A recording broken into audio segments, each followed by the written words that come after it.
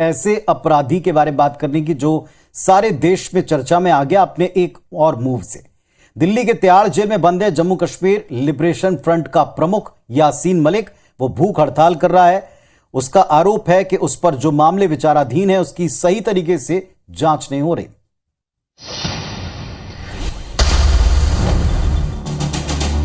Jammu Kashmir liberation front का chairman Yasin Malik Delhi की Tihar jail में उम्र कैद की सजा काट रहा है। इसी साल मई में उसे आपराधिक षड्यंत्र रचने और राज्य के खिलाफ युद्ध छेड़ने से जुड़े मामले में दोषी करार दिया गया। वहीं अब मलिक ने तिहाड़ जेल में भूख हड़ताल शुरू कर दी। उसका कहना है कि उसके केस की सही से जांच नहीं हो रही। वहीं मलिक के सपोर्ट में पाकिस्तान के प्रधानमंत्री ने ट्वीट कर भारत को घेरने की कोशिश की। पाक पीएम ने लिखा कि मलिक का निरंतर उत्पीड़न किया जा रहा है। तिहाड़ जेल की कारागार संख्या 7 में बंद यासीन मलिक की भूख हड़ताल तोड़वाने के लिए जेल के कई अधिकारियों ने कोशिश की, लेकिन मलिक मानने को तैयार नहीं है। बता दें कि बीती 15 जुलाई को अपहरण के मामले में रुबैया सैयद ने सीबीआई की स्पेशल अदालत में यासीन मलिक और 3 अन्य की पहचान अपने अपहरणकर्ताओं के तौर पर की। मई में दिल्ली स्थित विशेष एनआईए अदालत के सजा सुनाए जाने के बाद से JKLF सरगना उच्च सुरक्षा वाली तिहाड़ जेल में बंद है, जबकि उसकी पत्नी मशल हुसैन मलिक पाकिस्तान में भारत विरोधी हवा बनाने में जुटी है।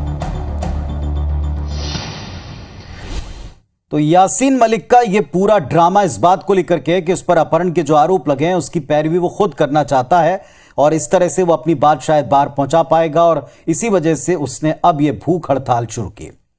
चलिए अब बात करेंगे अफगानिस्तान की, जहां तालिबान सरकार का एक नया फरमान फिर विरोध का सबब बन रहा है। इस फरमान के तहत लोगों को सरकार की आलोचना करने का कोई हक नहीं है।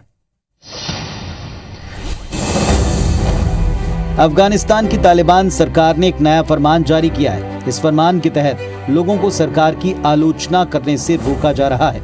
फरमान में कहा गया कि बिना किसी सबूत के इस्लामिक अमीरात ऑफ अफगानिस्तान के अधिकारियों कर्मचारियों की आलोचना करने वालों को दंडित किया जाएगा। लोग हाव भाव, शब्द या किसी और तरीके से सरकार की आलोचना नहीं कर सकते।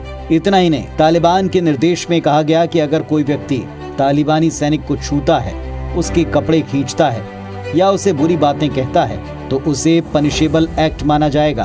तालिबान के इस फरमान को शरिया जिम्मेदारी बताया गया। तालिबान के प्रवक्ता जबीउल्लाह मुजाहिद ने कहा कि जनता को तालिबान सरकार के कर्मचारियों अधिकारियों के खिलाफ आरोप नहीं लगाने चाहिए।